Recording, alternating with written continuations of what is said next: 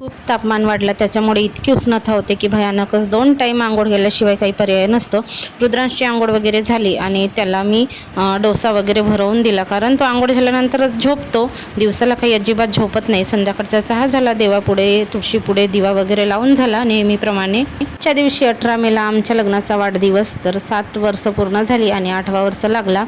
चला, इतके वर्ष असंच हसत खेळत आनंदात, कधी रागात पूर्ण झाली आणि अजून आयुष्य बाकी आहे, ते सुद्धा असंच होणार आहे. केक आणायला सांगितली होती पण यांनी काही केक आणला नाही. ते म्हणाले चला बाहेर जाऊ, मी तर नेहमी जातो, तुम्हाला आज घेऊन जातो. आणि ह्या ठिकाणी आल्यापासून पहिल्यांदाच आम्ही बाहेर जेवायला जाणार आहे. बाकीच्या ठिकाणी आम्ही तर कितीदा गेलो, पण ह्या पहिल्यांदा आम्ही बाहेर जेवायला जातो आहे. रुद्रांशला घरीच भरवून दिलं होतं, त्याची काही गॅरंटी नसेल तो झोपणार, आणि खरंच तो झोपला. जेवलं नाही त्याने, आम्हीच जेवलो. तर शाही पनीर खूप छान झाला होता, चविष्ट होता. आणि आम्ही संडेला नॉनव्हेज खात नाही, त्याच्यामुळे मग आम्ही व्हेज हॉटेलमध्येच आणलं होतं. आणि ज्या ठिकाणी राहतो त्याच्यापासून 5-6 किलोमीटर लांब आलं होतं जेवायला.